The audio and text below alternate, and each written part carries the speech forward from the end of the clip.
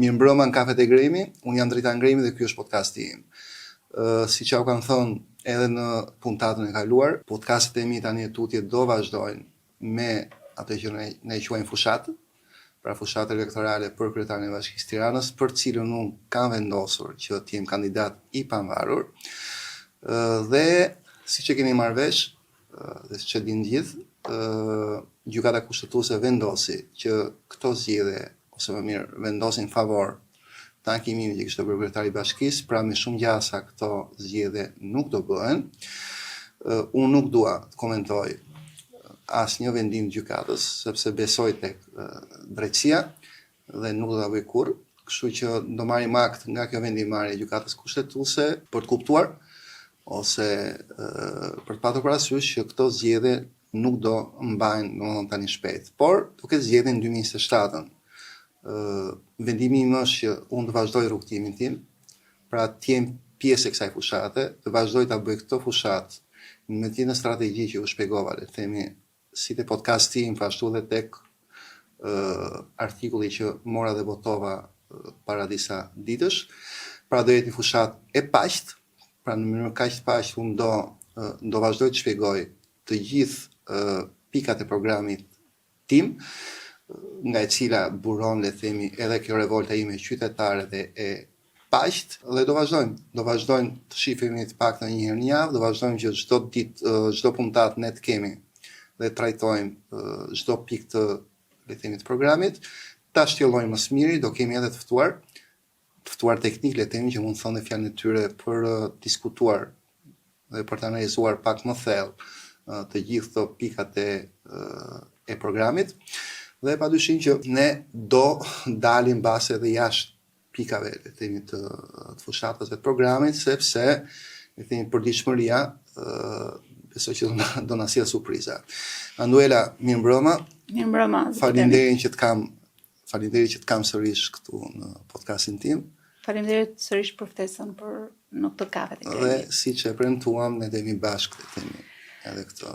Në fakt, zoti Gremi, siç e thatë dhe juve, vendimi i gjykatës kushtetuese ndryshon rregullat e lojës politike, duhet thënë, por nuk ndryshon situatën që ndodhet, në cilën ndodhet Tirana, situatën kaotike, e thatë në podcastin e parë, kur ne zhvilluam prezantimin tuaj, dhe unë para se të kalojmë tek 10 zgjidhjet, unë që në emisionin e parë, që në takimin e parë i kam konsideruar 10 zgjidhje, ju keni 10 çështje problematika, por dua t'ju bëj një pyetje para se të shkojmë aty. Jeni i vërtet i vendosur për ta vijuar këtë garë për Bashkinë e Tiranës, pavarësisht çdo lloj zhvillimi që mund ndodh në politikën shqiptare? Po, patjetër. Këto nuk janë zhvillime që mua më prekën ose më përkasin. Për fat keq, Tirana do vazhdoj të jetë akoma pa një kryetar bashkie deri në 2027-ën me shumë gjasa. Ky nuk është një augur i mirë, le të themi, por ne duhet të pranojmë vendimin e gjykatës kushtetuese, siç unë thash, dhe të drejtësisë, dhe do flasim për këto 10 pika për të provokuar, për të sensibilizuar ata që do jenë kryet Bashkisë Tiranës deri në 2027-ën, për t'i thënë që këto probleme janë konkrete, këto probleme janë akute, këto probleme duhen zgjidhur, ne ofrojmë zgjidhje dhe të shpresojmë që le të themi këto podcaste tona, këto diskutimet tona, ti shërbejnë dhe atyre për t'i çuar punët e Tiranës përpara.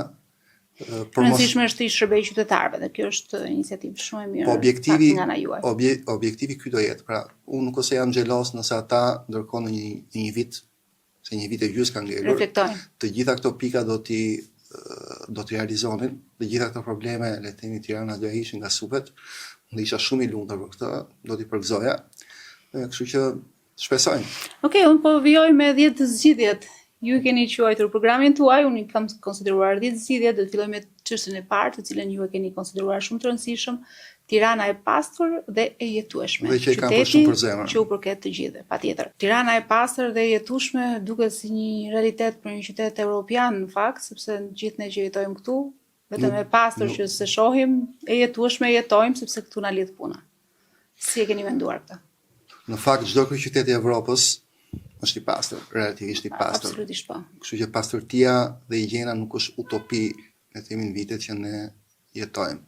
Duke patur parasysh edhe buxhetin e madh që Bashkia e Tiranës ka dhe ato pika, ato gjëra që unë kërkoj se nuk kam kërkuar, nuk kam shkruar le të themi aty, tek pastërtia e higjiena ne mund të themi pafundësisht shumë tepër.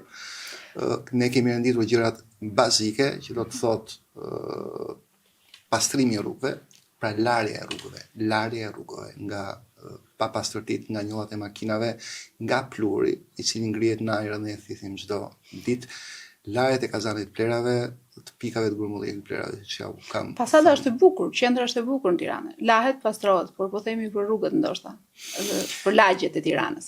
Shiko, një gjë është e bukur, bukuria pastaj është shumë relative, varet. Domethënë, patjetër që qendra është, le të themi, më diskrete dhe më e pastër dhe më e bukur se rrugët dhe rrugisat e Tiranës. Ti do ta quash fasadë, unë nuk e mendoj kështu. Çdo kryeqytet i Evropës qendrën, le të themi, rrugët kryesore i ka ndryshe nga të tjerat, pra ne nuk po pretendojmë që të kemi ndriçimin ose atë bukurinë e bulevardit, dëshmorët e kombit ose të bllokut, por ne kërkojmë, le të themi, pastërti dhe higjenë që po na mbyt edhe po na smur të gjithëve dita ditës, ne dhe fëmijëve tanë. Mikrobet, viruset, njerëzit që smuren, spitalet dhe qendrat shëndetësore që bëjnë plot, virozat që rregullojnë të mirësisht shumë, dhe unë gishtin e vë mbi të gjitha tek papastërtia, tek pikat e rregullimit, tek kazanat e plerave që nuk disinfektohen, tek viruset, tek mikrobet që qëndrojnë aty për ditë me muaj, pra Tirana lahet vetëm kur bie shi, kazanat jo, rrugët. Tek rrugët që janë të pista, që nuk lahen, okay? Tek rrugët që janë me njolla vaj makinash, me plura, me pastërti nga më të ndryshme që nuk lahen, cilat kërkojnë as më shumë dhe as më pak, por një 30, 40 a 50 makina larse me ujë dhe njerëz punojnë bashkisë që duhet të impenjohen çdo natë për ta larë çdo cep të Tiranës, në mënyrë që ne dhe fëmijët tanë smurim pak. Rrugët e Tiranës, pak në rrugët dytësore, nuk lahen, absolutisht jo. Të tregoj që çdo natë kazanët ne kemi një këtu ngjitur dhe kjo është sfida dhe lufta ime për e ka hershme. Nuk lahet çdo natë. Pra lahen vetëm në momentin që ne duhet i bim telefonave, të marrim telefon dikë, ti lutemi dikujt, të lutem sille ta lajm pak, a thua ti, kjo nuk është detyrë e tyre që ta bëjnë çdo natë. A thua ti që ata nuk kanë mundësi për bler klor. A nuk kanë, thua ti që s'kan mundësi për të marrë ujë, pra klor dhe ujë duhet për ta disinfektuar, në mënyrë që unë e përsëris, nuk është një utopi e madhe, nuk përkërkojnë një gjë. Pra ky shërbim nuk është një kosto e papërballueshme, ka një kosto, një makinë larse, unë e kam parë në internet, duhet bëhet diku tek 30.000 euro, 40.000 euro. Bëhet fjalë për investim për 2 milion eurosh. 50 makina aq bëjnë. Ki parasysh që taksa në Tiranë të pastrimit vitet e fundit janë rritur dhe padrejtësia këtu qëndron. Ne që jemi biznese, sepse unë e lidh gjithmonë biznesin me shtetin, biznesin me bashkinë. Sa herë që rrisim çmimet, ne me patjetër duhet të ofrojmë diçka tjetër, tepër, sepse me të drejtë klientët ose ata që vinë dhe blejnë tek ne na thonë, "Ok, ti e rrit këtë çmim, po çfarë po na ofron?" Dhe nëse ti e rrit çmimin në mënyrë të disproporcionuar dhe nuk jep një shërbim pas, patjetër gjëja që ai të bën nuk të vjen më dhe kaq. Lukt cilin ne nuk e kemi ta bëjmë, sepse ai ta imponon taksën, thotë paguaje dhe ti s'ke thua fare. Sepse ajo është taksë bashkisë, në fund muaj do e paguash, po se pagove ke probleme. Tirana e pastër, pra më pak mikrobe, më pak viruse, do thotë më pak fëmijë, më pak të moshuar, që shkojnë në qendra shëndetësore, që shkojnë nëpër spitale. Stresi që shkaktohet në Tiranë në forma të ndryshme është vështirë vërtet të përballohet në disa situata dhe dua ta lidh këtë me zgjidhjen numër 2 tuajën. Stresi urban. 30 parkime sociale. Më surprizuat me këtë propozim, më duk interesant, e vuajmë çdo ditë, nuk kemi ku parkojmë makinat, nuk kemi ku të ndalojmë, nuk kemi ku jetojmë në shtëpitë tona, në fakt sepse është një problematik që vërtet kërkon një zgjidhje. Tirana është kaotike dhe unë nuk ose shpik në gjë të madhe nëse e them, e jetojmë të gjithë, e jetojmë çdo ditë, e jetojmë prej vitesh dhe çdo vit bëhet dhe më keq.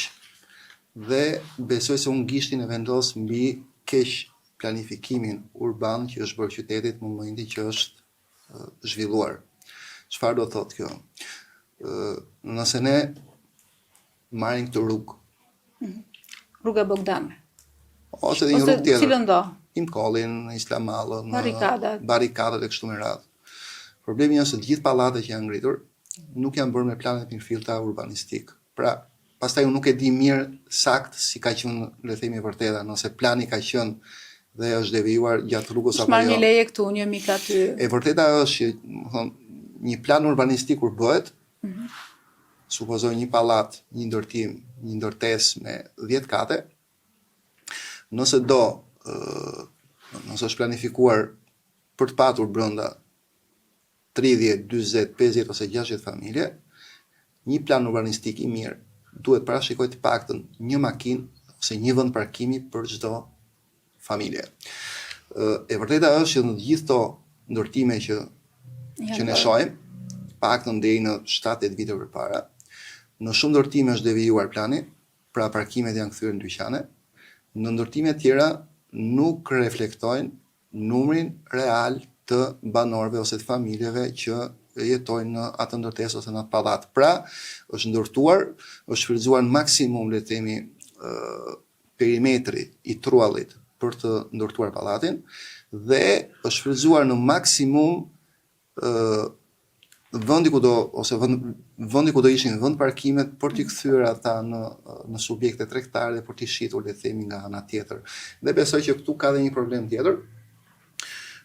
Sigurisht që ndërtuesi në këtë rast, nëse do kishte gërmuar 1, 2 ose 3 kate në tokë, patjetër që kosta e tij ndërtimit i kishte qenë shumë e madhe, pra ai ka devijuar nga kjo gjë, duke rënë shkurt dhe duke krijuar këtë kaos që ne kemi sot. Por jemi në këtë kaos që kërkojmë zgjidhje. Si mendoni ju zgjidhjen e kësaj situate që tashmë janë ndërtuar pallatet, janë ndërtuar kullat, janë bërë ato mini sheshe ose hapësira përbashkëta? Duhet parë vërteta në sy. Do thonë, mua një gjë që nuk më pëlqen të bëj është populizmi ose të bërtazë të uloras për gjithë gjërat që nuk shkojnë. Kjo është kështu, ka trafik, po kjo, po ajo, po shikoni Tiranën, njerëz që marrin telefonin, tregojnë kaosin, tregojnë këtë dhe tregojnë atë, pa gjetur një zgjidhje. Ne duhet ta flejmë mendjen që kjo situata, to pallate nuk ose mund t'i minojmë tani dhe t'i hedhim në tokë, nuk mund t'i bëjmë nga e para, kjo gjë është bërë. Kështu që në kushtet që ne jemi, një shefi im më thoshe që në italisht më thoshe këtë, le spremute vengono fatte con le arance che ci sono. Më thonë, me portokalla që kemi do bëjmë edhe lëngjet me lëngun e portokallit tani. Por ta thënë ndryshe, me këto që na gjente. Me pak fjalë. Duke parë situatën reale, ne duhet jemi zgjidhje. Në fakt, një menaxher i mirë është ai që gjen zgjidhje. Pra, dhe zgjidhja që unë kam menduar ka herë, le të themi kam shkruar diçka në 2021 apo në 2022, janë parkimet në tokë. Që do të thotë, një rrugë e caktuar duhet që të paktën njëri nga kahet e rrugës të boshatiset nga parkimet e makineve, të numërohen gjithë rezidentët që janë pjesë e saj rruge, 100, 200 ose 300 familje sa mund të jenë, të shikohen kush e ka dhe kush nuk e ka parkimin dhe kush nuk e ka parkimin t'jepet mundësia për të patur një vend parkimi. Pra, duhet bërë një projekt, le të themi, me parkime sociale, kështu e kam menduar unë. Duhem parë gjithë sheshet e mundshme ku mund zhvillohet kjo gjë, duke gërmuar parkime non-toksore dhe duhet investuar në këto parkime për t'i dhënë mundësi rezidentëve që nuk e ka një vend parkimi, ose ta blejnë, ose ta marrin me qira me kosto sociale. Unë kam bërë një kalkulim, një parkim për 200 vende kushton diku tek 2,5 milionë euro, më duket për ta bërë. Në mos gaboj aty. Llogaritë që unë kam bërë kanë qenë tilla që çmimi me cilin ky parkim social, që nuk duhet për asnjë investim që Bashkia e Tiranës nuk do ta bëjë për të fituar, duhet ta bëjë për të zgjidhur një problem i hall. Okej? Çmimi me cilin ajo e jep me qira rezidentit ose ja shet, është një çmim që të gjithë do ta pranojnë. Patjetër. Dhe duke zgjidhur problemin e vend parkimeve, ne do kishim më pak parkime ose makina të parkuara në rrugë dhe do kishim një trafik më të rrjedhshëm. Fakti është që të dy katët e rrugëve këtu dhe të dy katët e rrugëve në çdo rrugë tjetër Tiranës janë të zëna nga makinat. Nëse ne nuk do kishim rrugë të zëna nga makinat, ne do kishim rrugë në cilën do rrifte në mënyrë, le të themi, në mënyrë normale trafiku. Kjo do ishte unë fakte do ta lidhja këtë me një tjetër zgjidhje që ju keni propozuar për transportin publik. Pra, jo gjithë lëvizin me makina të tyre janë me urban, me shërbimi urban në Tiranë dhe e keni sjellë si një formë zgjidhje për duke cilësuar transporti publik smart dhe i gjelbër. Tani po të shikosh se si rrjedh trafiku në Tiranë, ti që ke makinë, po të shosh autobusat e gjatë, ato fizarmonikat që fillojnë nuk mbarojnë, janë të papërshtatshëm për trafikun e Tiranës. Dhe duke patur parasysh se mbi të gjitha këto rrugët kryesore, gjithë pjesa anësore shumë herë është e zënë nga makinat që parkohen në ato 4 dritat që unë nuk e kuptoj kurrë si dikush mundes 4 drita, në botë nuk ndodh. Për shembull, ti 4 drita i ndodh 4 dritat, ti ndes vetëm për një arsye, kur ke një emergjencë. Ndërkohë që këtu ndodh që dikush vendos të ndaloj diku se ka një punë në dyqan ose një gjë, i fut 4 dritat, bllokon gjithë trafikun dhe po nuk e ka të parkimin që ta vendosi siç e ka më lart. Kjo gjë e justifikon, por duhet të ndalë, sepse kjo e krijon kaosin.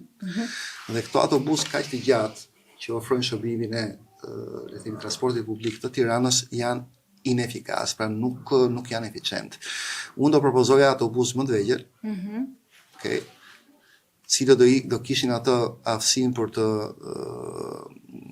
udhëtuar, le të themi, në mënyrë më fleksibël në rrugët e Tiranës, për të hyrë, për dalë, për të parkuar, dhe të ishin më të shpeshtë. Pra, nuk e di, unë nuk e kam idenë, le të themi, se nuk e marr shumë autobusin, por do thoya që nëse një linjë autobusi kalon çdo 30 minuta, çdo 40 minuta, unë do ta bëja që një linjë për shembull autobusit kalonte çdo 20 minuta, pra kalonte 2 herë, një herë më tepër, me autobus më të vegjël, në mënyrë që trafikun mos e rëndonte dhe të ishte më e thjeshtë edhe për autobusin vetë, le të themi, për xhiruar portesën rrugët e Tiranës. Pretendoj që është përmirësuar transporti publik dhe ndoshta mund ta shohin si me mëdyshje me këtë propozim që ju bëni.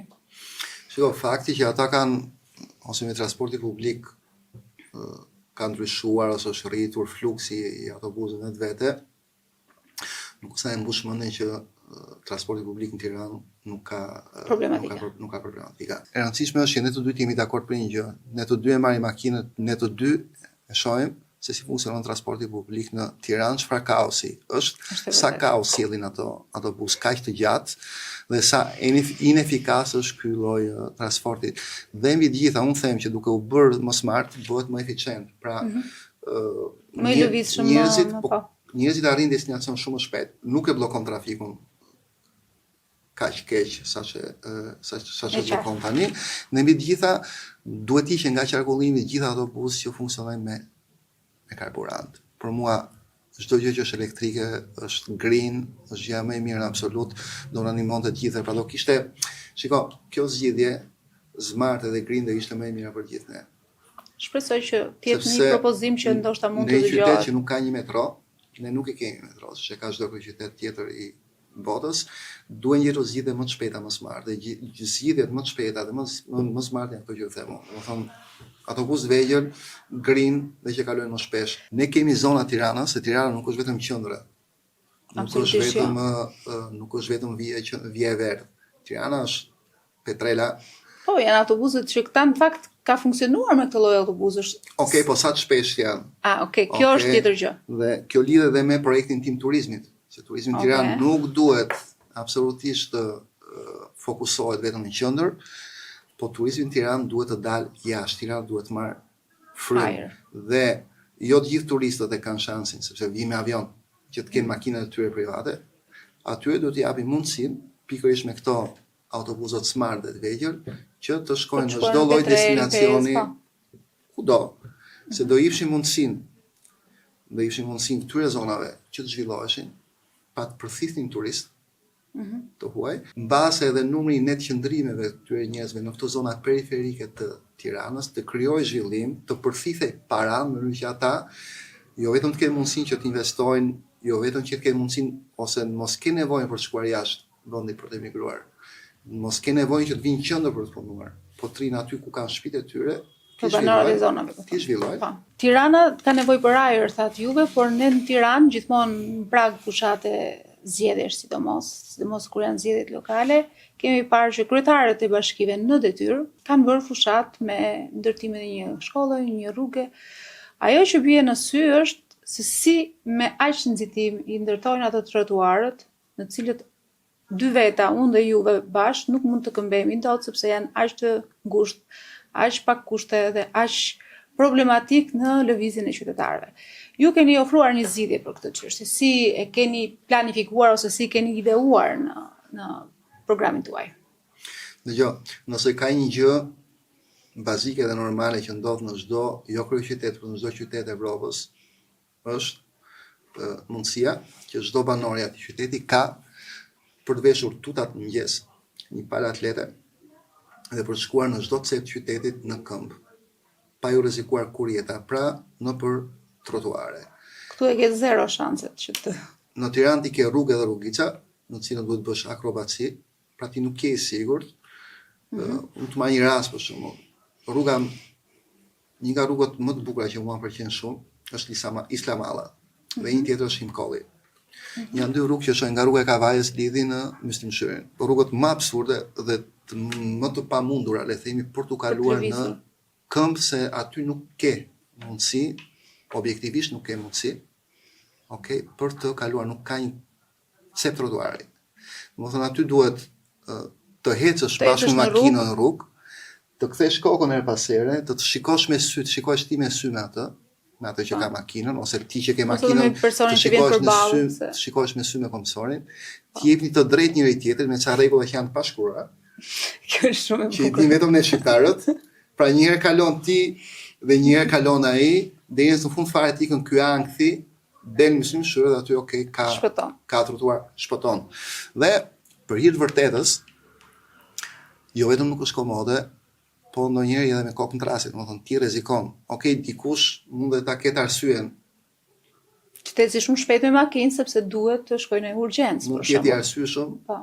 Dhe nuk jep gas, nuk ta rrezikon, nuk i rrezikon jetën e komisarit. Po ki parasysh që dikujt dita mund të ketë shkuar jo shumë mirë, mund të jetë pak me nerva, mund të ketë pak punë, mund duhet shkojë diku, mund të ketë pirë pak, mund të jetë i droguar. Dhe mjafton të shkel pak gazin dhe jeta gjithë secilit që është, domethënë që është duke ecur, çdo komisar është në rrezik. Mos flasim pastaj për pamundsinë për të ecur me një fëmijë për dorë. Mendo veten tënde me një fëmijë për dorë, dhe unë do ta bëjmë një ditë, unë kam provuar më shumë se një herë të marr vajzën time në karrozë dhe ta çoj nga këtu deri në Myslimshyr. Është një terr i vërtet, është një stres, është një mangth, do të shkon në tensionit 18, të rritet ka takikardia dhe kur ka arritur aty në Myslimshyr thua wow. Domethënë nuk ekziston një vend i botës ku ti duhet marrësh fëmijën tënd, se këtu do ta marrësh me makinë. Ta zbresësh nga aty, ta hipësh makinë se nuk kalon dot rrugën, nuk kalon dot trotuarin. Nuk ka trotuare sepse ka makinat parkuara. Nuk ka trotuare sepse ku është ndërtuar kanë shfrytzuar maksimum të gjithë perimetrin e truallit për ta shitur për metra katror. Ndërkohë që një plan i mirë urbanistik duhet ta reduktonte perimetrin e ndërtimit në truall për t'i dhënë mundësinë për të patur trotuare në 1.5 metër katror. Ky për mua është një nga krimet më të mëdha që është bërë këtij qyteti. Pastaj kush i ka bërë të shkojë ta zgjidhë, domethënë, po ne na duhet që të jemi zgjidhje. Në kushtet aktuale, unë besoj që një nga anët e rrugës, një nga anët e çdo rruge që është pa trotuar, duhet me patjetër duhet bërë trotuar. Pra duhen hequr komplet makinat nga një anë e rrugës, bëhet trotuari dhe japi mundësi të gjithëve që të hesin, që të kalojnë, dhe këto makina, siç tham, merren dhe parkohen në këtë vend parkime që unë thash, sociale. Unë e them gjithmonë edhe në një biznes kur merr vendime, zakonisht ne marrim vendime, puna jon, puna e çdo sipërmarrësi është marr vendime çdo ditë. Nuk është se do t'i kënaqin gjithë, po do kënaqin shumicën. Edhe vendimi heqjes të makinave nga i krah. Ti nuk do t'i kënaqësh, nuk do t'i bësh gjithë kënaqur dhe të lumtur. Ti do bësh disa të pakënaqur, po do kënaqësh, do japësh mundësinë një të moshuari që të ecë, që s'mund ta marrë dot makinën, që të ecë, një fëmijë që me prindin e tij që të kalojë trotuarin e themi ose rrugën në mënyrë të qetë, do bësh do mërzitësh disa njerëz dhe do lumturosh disa të tjerë. Kjo është ideja. Në fakt ideja siç thatë juve është një plan i organizuar ose një hap i qartë që në gjenezë. Tani është të vesh sopa le të themi. Të arnosh. Sepse nuk e bën dot më ashtu. Si mund të arnohet, po shkoj tek zgjidhja 5 për të krijuar hapësirat publike për fëmijët apo për shkollat, në oborret e shkollave. Ka qenë problematik e dukshme tek familjarët, të cilët kanë fëmijët që duhet i nxjerrin, që duhet i çojnë në shkollë, që duhet për te propagandës, Tirana nuk ka hapësira publike. Nuk ka. Pra, nuk është e pakonceptueshme që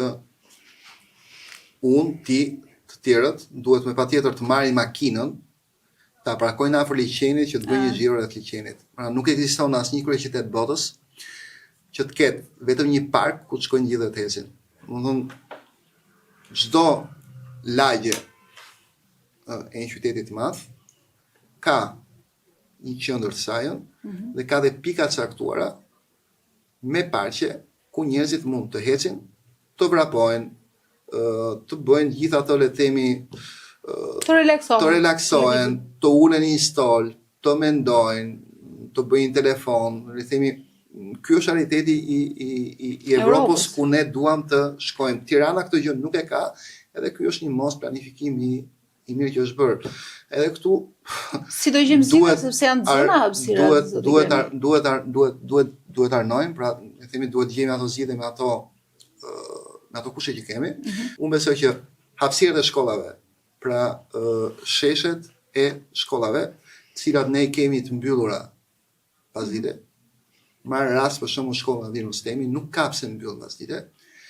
Duhet që t'i vihet në dispozicion fëmijëve. Duhet të jetë diçka besoj e organizuar, kur mbas një ore caktuar, 2, 3 ose 4 mbas dite, i shes shkolle për 3-4 orë hapet dhe lihet në dispozicion të fëmijëve të asaj zone që jeton. Pra kjo është një mundësi le të themi ose një nga ato mundësi që është aktuale, është shumë e bëshme si pra janë mundësi dhe kushtet krejt normale për të realizuar. Ajo që është e rëndësishme të rast është hapësira.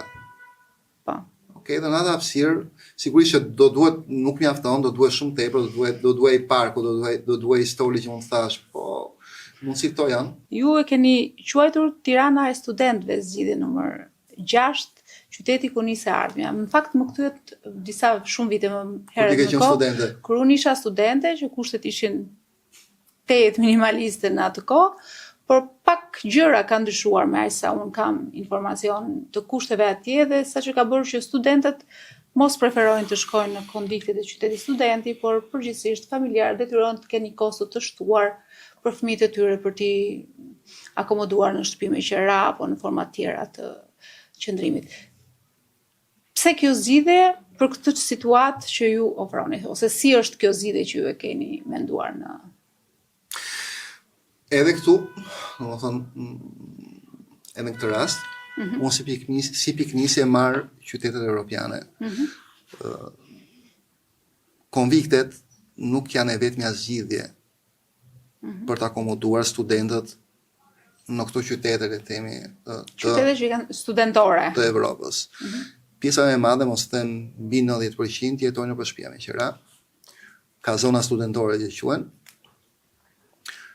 Dhe patjetër që është gjëja besoj që është gjëja më e mirë edhe në një ekonomi tregu ku nuk mund t'i marrë dhe t'i akomodoj të gjithë. Unë besoj që Tirana duhet investoj për të ardhmen e saj.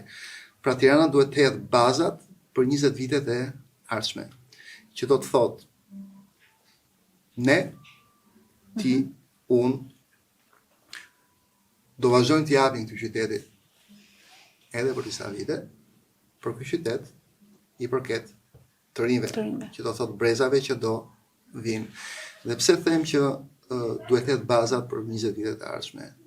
Duhet që të marrë dhe t'i kultivoj dalë dhe nga dalë, pra t'i bëj pjesë të saj, t'i integroj. duke investuar tek ta dhe do ta nis me një përkraje të drejtë për ta, për të integruar, për të ndihmuar tani që kanë tepër nevojë, duke i dhënë një dorë në atë që ato kanë, le themi, shumë problem, pjesën ekonomike, duke nisur dhe duke i subvencionuar të paktën 50% të qerave të asaj që ata paguajnë për qera në muaj. Sigurisht që nuk bëhet fjalë për qera në përqendrat qytetës dhe për qera maramundse, duhet bërë një studim për kostot fikse, le themi, mesatare për qera të drejta në vende, le themi, jo shumë luksoze Tiranës, por në vende që janë dhe afër universiteteve, por dhe si mundësi për në fakt, po shikosh në Evropë, transportin urban. Të gjithë qendrat studentore, të gjithë apartamentet që jepen më shumë thjesht me qera janë ato afër universiteteve. Dhe kjo ishte e lidhur pastaj edhe me autobusët, me transportin publik, sepse dhe jashtë jo të gjithë studentët kanë mundësi ose prindërit kanë mundësi që t'i mbajnë. Ke punuar kur qenë studente? Po. Okej. Dhe jashtë një pjesë shumë e mirë studentët punojnë. Këtu te Gremi për shembull, un kam pasur dhe vazhdoj të kem shembuj studentësh që kanë nisur dhe kanë punuar gjatë gjithë kohës që ato kanë bërë studime dhe sot kanë mbaruar studimet e gjitha dhe unë jam shumë krenar për ta. Pra, transporti publik u hyn sepse sidomos Tirana jeton në fundjavë dhe studentët kryesisht shkojnë dhe punojnë për vendet e tyre të punës në qendrat ndoshta larg aty ku studiojnë. Po kryesisht në për restorante, bare dhe lokale që funksionojnë kryesisht në darkë, pra studentët paradite punojnë, studiojnë, pasdite në darkë punojnë. Pra, në fundjavë ato shumë mirë mund të shkojnë në këtë Tiranë që ka shumë nevojë për krah pune për të punuar, se puna është nder, le të themi, por duhet të t'japi mundësinë e transportit, sepse askush nuk e ka mundësinë. Studentët në flas të rast, që shkojnë të marrin një taksi. Jo më kot pak më lart thash që në programin tuaj më kanë bërë përshtypje 3 kategori, të moshuarit, të rinjt dhe fëmijët. Dhe një nga kategoritë për cilën do të flasim si zgjidhje që ju ofroni ju tani, është kujdesi për të moshuarit, duke ju referuar edhe një projekti që ju e keni implementuar, iniciuar. E ke fjalën për pra Tirana që të rikthen buzëqeshjen. Për shërbimin dentar që ju e keni ofruar si projekt për Bashkinë e Tiranës, por si me mendoni si plan konkret nëse drejtoni Bashkinë e Tiranës për t'ju ardhur në ndihmë të moshuarve për këtë pjesë? Shiko, prindërit tanë meritojnë shumë tepër se kaq. Kjo është e vërtetë. Okej. E konfirmoj. Ndryshe nga të moshuarit e vendeve tjera të Evropës, që pak a shumë kanë dalë në pension, le themi me një pagë ose me një pension, le themi të drejtë, prindërit tanë nuk e kanë patur këtë mundësi. Pra indeksimi i pensioneve që është bërë mbas viteve 90 është i tillë që pa ndihmën tonë, ata nuk mund të jetojnë. Dhe flasim për një gjenerat që ka punuar fort për gati 45 vite dhe fatkeqësisht nuk morin mbrapsht asgjë. Unë dhe ti jemi me shumë fat, sepse mbase 2 para më një do t'i lëm, diçka mund dhe ta kemi bërë dhe pensioni ynë do jetë i tillë që do na jap mundësi mirë apo keq për të jetuar. Sot prindi im për shembull me 200.000 lekë pension në muaj, më thuaj ti çfarë mund të bëjnë qytet si Tirana. Prindrit kanë jetuar në fakt duhet ta shtojmë këtë me remitancat në kuptimin e mbështetjes së fëmijëve në emigracion në 30 sa vite. Vazhdojnë të jetojnë, pra kush thotë që mund të jetojë me 200.000 lekë në muaj është e pamundur, thotë një budallok. Okej? Dhe le themi ne atyre kemi mbledhur dinjitetin në një farë mënyre dhe këtu po bëjmë dhe pak politik. Ky vend u ndërtua nga ata nga 45 dhe vitin 1990. U ndërtua nga ta dhe ne me të rënë klapsit, jo unë e ti, po kush vendosi ta bëj këtë, mori dhe i shiti fap për 2 lek, me bono thesari, me letra me vlerë, dhe ne nuk dimë edhe sot arsye njërë pse u zhvlerësuan dhe u shit me kaq pak. Dhe dyta, ata nuk bën gjën më të drejtë, se gjithë flasin për shembull për padrejtësi që ja bërë këtij vendi mbas vitit 90. Një nga ato padrejtësi që unë besoj që është bërë prindëve tanë është mosdhënia mbrapsht e dirsës tyre. Sepse shteti ose më mirë në ato 45 vite sistemi ishte i tillë që atyre i garantonte, le të themi, sigurinë e jetës. Po, dhe vimësinë me një pension Pension sipas të viteve, tillë, sipas Po pagesës. ndërkohë që çmimet evoluan, Po. indeksimi i pensioneve nuk u bë, dhe ata ngelën si në kurth, le themi, dhe për mua, mënyra më e drejtë ose gjëja më e drejtë që duhet ishte bërë, për mua, duhet që në momentin që ishin shitur, që u shitën dhe pasi u rivlerësuan të gjithë pronat, ndërtimet, fabrikat, uzinat dhe çdo gjë tjetër që ishte prodhuar në këtë vend, nuk ju nda ose nuk u krijua një fond pensioni për të menduar për ata njerëz që ishin shkrirë, ishin munduar, ishin sfiditur për të na ndërtuar këtë vend. Pra ne në një farë mënyrë i tradhtuam ndjersën e tyre. Dhe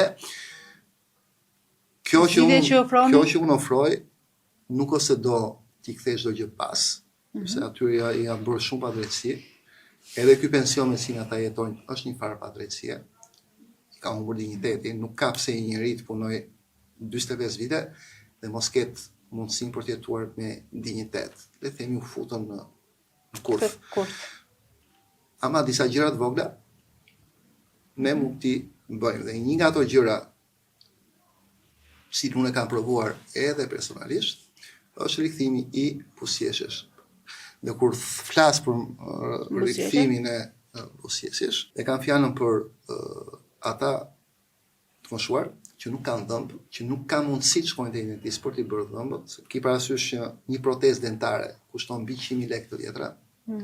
Dhe dikush që merr 200.000 lekë pension nuk e ka shansin dhe mundësinë që shkojë dhe t'i bëjë. 150 i ka ilaç. Absolutisht atë shpenzim. Ka një studim ku thuhet që 65% e shqiptarëve të moshuarve nuk ka mundësinë të shkojnë tek dentisti dhe arsyet janë pikërisht këto. Çka do të thotë që të moshuarit dhe prindërit tanë, një pjesë e mirë e tyre nuk e kanë, le themi, nuk e kanë atë mundësinë, le themi, bazike për t'i buzëqeshur djalit, vajzës tyre, nipit tyre, sepse i vjen dhe turp ndonjëherë nga vetja. Domethënë ne këtë lloj dinjiteti duhet t'ja rikthejmë dhe kaq pak gjë ne mund t'ja bëjmë. Tani për dalë tek eksperimenti që kam bërë unë, ky nuk është i vetmi me të moshuarit. Ne edhe aktualisht që flasim për 7 vitesh, unë i kam dhuruar qendrës sociale, një qendër sociale në Tiranë që është këtu tek Cirku mbrapa, një klinik të vogël me poltronin e kështu gjitha, ku një herë në javë një dentist nga klinika ime, gratis, për 7 vitesh, çdo të premte, shkon dhe jep shërbime gratis për fëmijët në nevojë. Këtë eksperiment ne e bëm dhe për 3 vite rresht, deri kohën e Covidit, aty e ndalën pastaj se nuk mund të operonin më, me të moshuarit, që do thotë i hapëm dyert klinikën tonë dhe i dha mundësinë atyre që vërtet kishin nevojë që të kishin nga një protezë të lëvizshme për të ngrënë, për të përtypur dhe për të buzëqeshur, dhe impakti që kjo pati te këta ishte i mrekullueshëm. Dhe ju mendoni se duke drejtuar Bashkinë e Tiranës mund ta ktheni këtë si një projekt nëpër zonat ose lagjet e Tiranës, paktën në Anduela, unë kur e provova që heci, pra ishte diçka që po funksiononte, unë ja kam propozuar Bashkisë Tiranës të gjën dhe i kam thënë modelin që ju krijova shtriheni në gjithë Tiranën. Ku do shtrihet? Ti me drejt pyet ku. Në çdo qendër sociale që Bashkia e Tiranës ka në Tiranë. Pra ai model ta kopjojnë dhe ta çojnë në çdo qendër sociale që ka Tirana, nuk e di sa ka, po duhet të ketë goxha dhe disa. Unë besoj që në një harë kohor prej 3 vitesh, 4, ky projekt, ky model do mund të kënaqë të paktën 70% gjithë kërkesave të njerëzve në nevojë dhe mund t'i kthej buzëqeshjen njerëzve të saj. Ai ka mundësit, a mundet Bashkia e Tiranës për këtë gjë? Unë them që ky është detyrim, është obligim i tyre që ta bëjnë, sepse është e përsëris. Ne i detyrojmë prindërit tanë pikërisht për faktin që nuk i dham pas ato që ata meritonin kur dolën në pension. Një kurreshje pse nuk u pranua projekti që ju propozua Bashkisë së Tiranës? Nuk e di. Nuk morët përgjigje.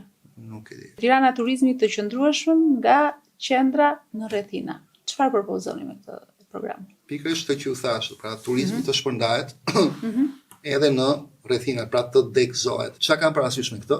Pikëparë njëherë Tirana është e mbipopulluar nga turistët. Dhe qyteti nuk e përballon gjithë të fluks turistësh. Ndonjëherë janë vërtet shumë.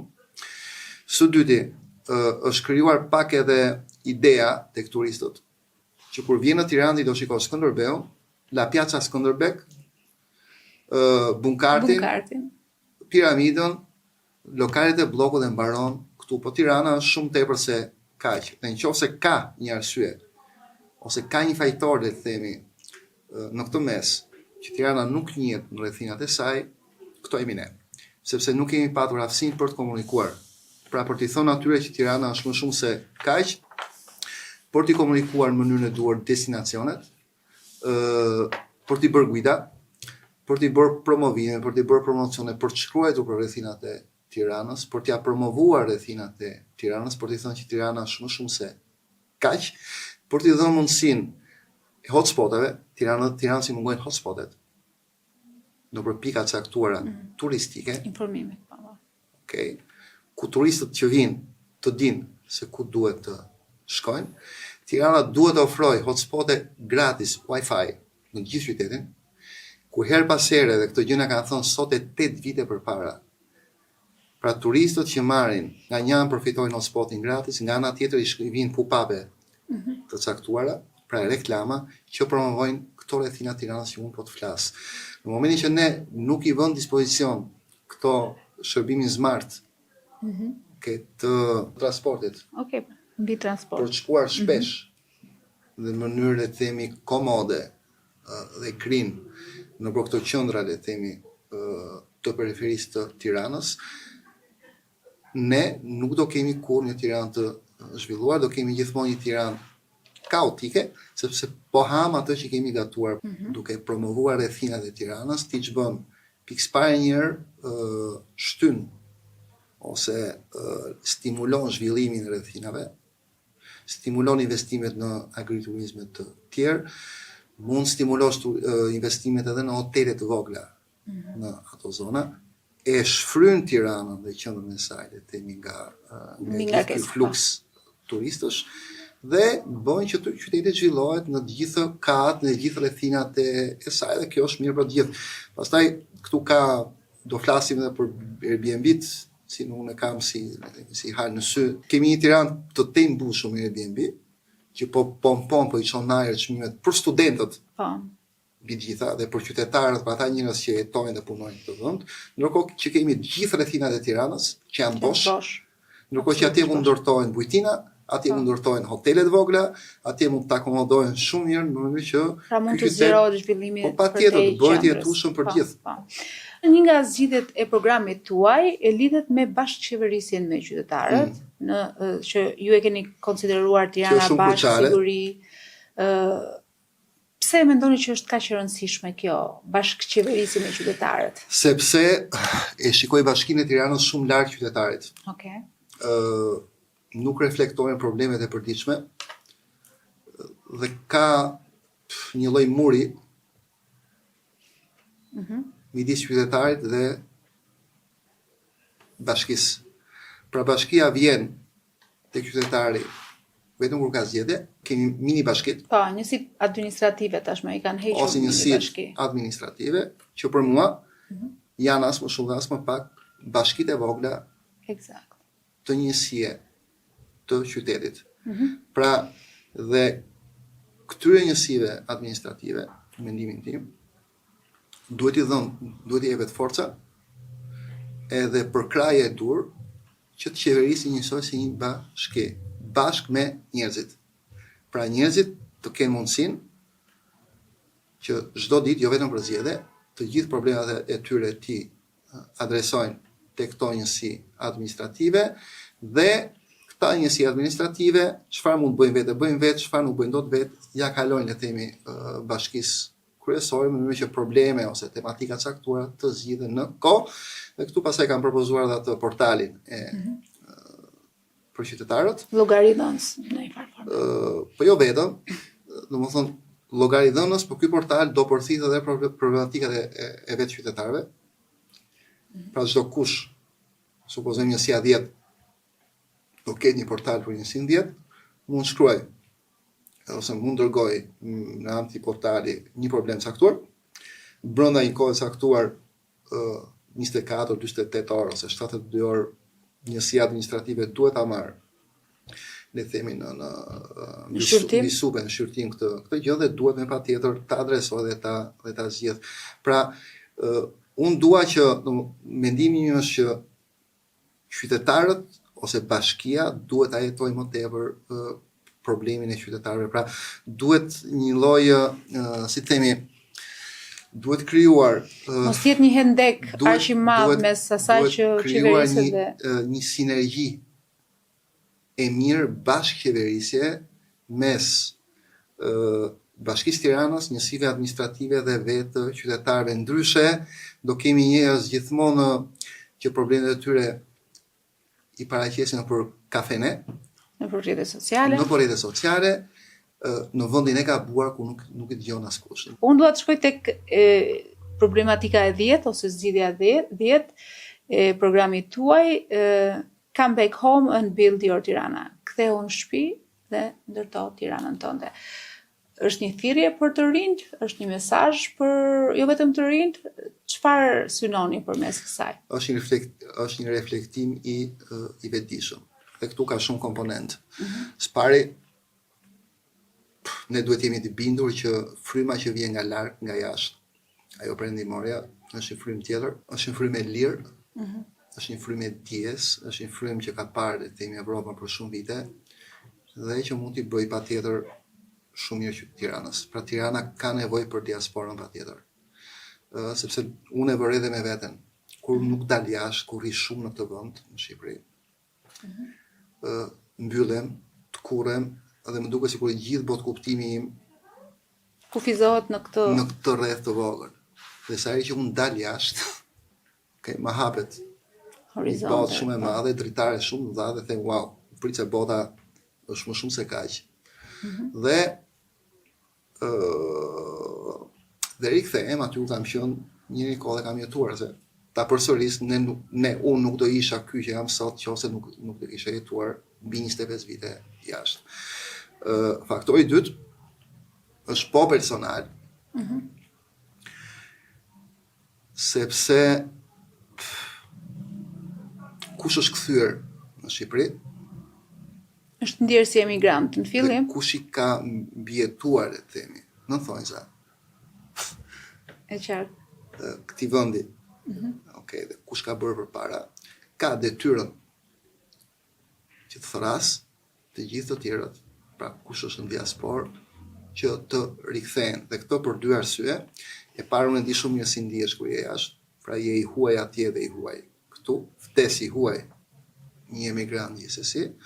I detyrohemi nënave dhe baballarëve të tyre, që nuk ose janë shumë mirë natën, ose e mëngjes ku nuk kanë dot mundësinë për qafonin se të puthin djalin ose vajzën e tyre, nuk zgjidh dot asgjë me telefonin. Pra ne unë jam shumë i ndjeshëm ndaj kësaj gjëje, dhe kjo është një arsye e dytë pse ne duhet, le të themi, meqense ti hapim rrugën atyre për tu rikthyer. Arsyeja e tretë pastaj është lidhet dhe me këto që janë këtu, pra këta njerëz që janë këtu, pra këta trinj që janë këtu. Ne duhet që me patjetër që të investojmë, të ndalojmë largimin dhe të krijojmë mekanizma të caktuar për të integruar, le të themi, që të bëjmë pjesë e kësaj shoqërie, pjesë e këtyre vendimarrje, sigurisht atyre që e meritojnë duke marrë pozicione dhe vendin e caktuar, por duhet të kenë një vend në këtë shoqëri. Por kur këta njerëz duhet të kthehen, duhet të gjejnë ato Europën që e kanë jetuar atje. Dhe këtë Europën që e kanë jetuar atje nuk e gjejnë dot në Tiranë, me problematikave të sotme që ju po thoni dhe po evidentoni. Dhe ne duhet jemi të sinqertë. Po. Pra, nëse themi që këtu në Tiranë çdo gjë shkon mirë, gënjejmë veten, gënjejmë dhe ata. Ama në të njëjtën kohë, ne mund të themi që në Tiranë ka vërtet ca gjëra dhe shumë gjëra që nuk shkojnë. Dhe atje në Evropë, në vendin ku ata jetojnë, ka shumë gjëra tjera që shkojnë më mirë se këtu, por nga ana tjetër, në Tiranë ka, ose më mirë ne duhet kemi aftësinë për t'i treguar konkretisht çfarë ofron më tepër ky vend në krahasim me atje. Dhe unë siguroj që Tirana, Shqipëria, ofron shumë më tepër se atje. Dhe kur unë revoltohem me veten time, pra them kjo është një revoltë ime personale, qytetare, lidhet me faktin që sa herë që unë filloj dhe mendoj për të rikthyer për të jetuar aty ku isha, më kap një ankth dhe një mankth i papar, sepse unë nuk dua të kthehem dhe një herë atje, të jetoj dhe një herë atje, sepse e di shumë mirë që ai vend, se Evropa ose ato vende kanë sigurisht sa komoditete, standarde, por këtu është energjia, këtu është gjaku, domethënë këtu është tempi, domethënë këtu ka shumë gjëra tjera që ja vlen të jetosh edhe të luftosh akoma. Por duhet të jemi të sinqertë me ata, domethënë duhet i themi që duhet të bëni ca sakrifica, por ama këtu mund të jeni dikush. Atje jeni një numër. Këtu do jeni një emër. Edhe mbi emër, dhe nuk është pak. Atje mbase në fund karrierës tuaj profesionale, do keni bler një shtëpi, do keni një komoditet, por prap nuk do e keni kurrë, le të themi, nuk do i humbaj mundësia për startuar dhe për të bërë një maraton, le të themi, për të bërë dikush në këtë vend, i cili sot është një vend, Shqipëria është një vend emergjent, pra është në zhvillime sipër, dhe besoj që mbas hyrjes në Bashkimin Evropian do kemi shumë fonde, le të themi, do vinë nga BE-ja, dhe do ketë nevojë, le të themi, për shumë njerëz, do jetë një mundësi e artë për të gjithë të rinë. Po duhet ja komunikojmë e para, duhet i shtrijmë një dorë e dyta edhe tjetrën, duhet t'i japim edhe ca benefite këtu, për shembull një nga ato propozime që unë kam bërë është edhe subvencionimi i tyre deri në 5.000 euro ose 10.000 euro. Nëse ato do duan të hapin një biznes këtu në Shqipëri, integrimi i tyre, le themi, edhe në administratën shtetërore ose bashkiake bashkiake. Për ata të rinj që mund t'i japin një vrullë dhe një zjarr, le themi, bashkisë, këto janë mekanizma dhe dur, le themi, e para për të kërkuar të falur, e dyta është mirësjellje, e treta është e drejtë e tyre që e meritojnë. Dhe ju ja tha që ja vlen të sakrifikohet, të luftohet, dhe ju jeni i bindur që ta vijoni këtë sfidë që e keni bërë politikës për të kandiduar për Bashkinë e Tiranës në kellit fundit. Shiko, sfidën unë gjithmonë ne duhet ta kemi me veten tonë. Kjo është një sfidë e imja si kandidat i pavarur për qytetin, për zgjidhje që vjen nga një menaxher sipërmarrës, i cili ndër vite ka demonstruar që ka ndërtuar diçka. Dhe të ndërtosh diçka nga zero, do të thotë që dikush ka aftësinë për të projektuar, ka vizionin për të parë një herë, aftësinë për të projektuar, për të ndërtuar, për të vendosur njerëzit në vendet e dura, dhe për të bërë gjëra që të rriten dhe të bëhen të mëdha. Dhe sfida ime është pikërisht kjo. Pra, sot është momenti që duhem provuar njerëz që kanë dhënë prova. Është ai shalqini me provë, ne themi që këta e promovojnë gjithmonë. Pra, kush ka dhënë prova që mund të ndërtoj e të çojë përpara, për mua sot duhet ketë një vend, le të themi, në ato tavolinën e qeverisës të bashkive, të vendit dhe kështu me radhë. Zoti Gremi, unë të falenderoj për këtë bashkëbisedim dhe për mënyrën se si e ndam këtë bisedë për sa i përket programit në përgjithësi tuaj, program që shkon drejt zgjidhjeve të problematikave, dhe shpresoj që të më ftoni sërish në një tjetër kafe për të folur konkretisht për secilin nga këto zgjidhje që u ofroni. Unë do të ftoj ty në kafe, do të ftoj të gjithë ata të rinj dhe të reja, ose ata njerëz që do na ndjekin në rrjetet tona sociale, do të ftoj që të ishin pjesë jo e kësaj tavoline, se është shumë e vogël, për gjithë rrugtimit dhe bashkëbisedimit ton, me ide të reja, mbas edhe me qortime, që ose ata kanë, jo sharje. Qortimi përmirëson? Sharjet nuk i duam, vendimet, le themi, nuk i duam, nuk i pranojmë, po dua që kjo tavolinë të bëhet gjithmonë dhe më e gjerë, në mënyrë që mbas një viti, kur të jemi gati për në zgjedhje, të kemi dhe një, le themi, nuk them për simpatizant, po të kemi një ekip qytetarësh mbështetës, për rrugtimin tonë, që mund të kenë mundësi të thonë dhe fjalën e tyre. Shpresojmë. Faleminderit edhe për bashkëbisedën. Faleminderit ty.